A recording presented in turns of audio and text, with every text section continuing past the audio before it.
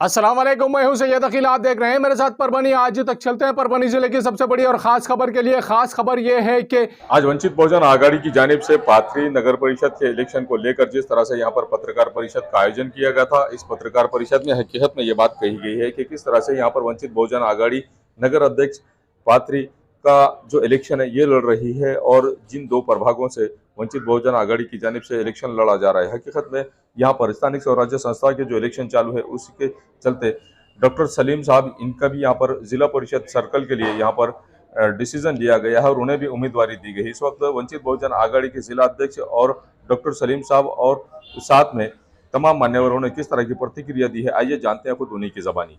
जी doctor. हाँ doctor, सर्वप्रथम सर्वांना क्रांतिकारी जय भीम।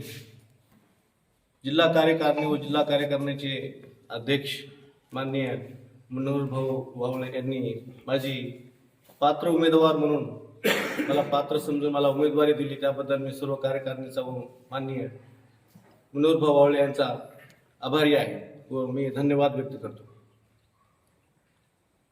मागील 25 वर्षापासून मी पाथरी शहरामध्ये आहे आणि पाहतो आहे की राजकारणाची दिशा ही वारंवार बदलत चाललेली आहे। मागच्या 35 वर्षापासून ज्यांनी राजकारण केले आज ते उतरती काळाला लागलेले आहेत। नवीन पक्ष आलेले आहेत जसे की शिंदे सेना, ही पैशाच्या जोरावर एक दुसऱ्यावर कुरघोडी करायला पाहत आहे। त्यांच्यामध्ये कसल्याही प्रकारची नीतिमत्ता नाहीये, कसल्याही प्रकारचं ध्येय धोरण नाहीये। त्यांना असं वाटतं की पैसा दिला की आपण निवडणूक लढवतो आणि ह्या सर्व गोष्टींना आळा घालण्यासाठी, ह्या गोष्टींना चेक करण्यासाठी मी राजकारणात आलेलो आहे। बाभळगाव जिल्हा परिषदेमधून निवडणूक लढवण्यासाठी मी मागच्या 1 महिन्यापासून तयारी लागलो आहे, जेव्हापासून आरक्षण घोषित झाले तेव्हापासून। आणि त्यासाठी मी सर्व बाजूने मोर्चे बांधणी केलेली आहे।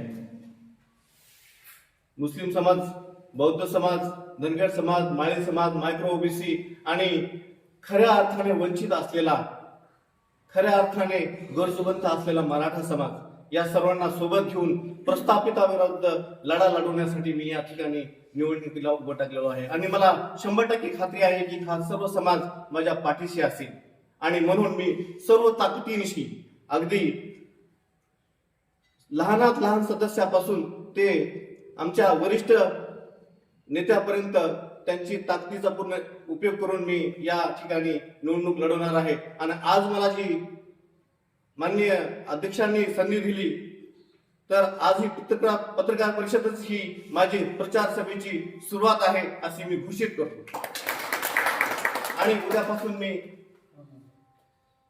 अधिकृत उमेदवार म्हणून कामाला लागत आहे आणि यासाठी मला सर्व तळागाळातील वंचित असलेले, राजकारणापासून वंचित असलेले, समाजकारणापासून वंचित असलेले, नोकऱ्यापासून वंचित असलेले, राजकीय पदापासून वंचित असलेले हे सर्व समाज मला 100% पाठिंबा देईल असं गृहीत धरून मी माझ्या लढ्याला सुरुवात करत आहे।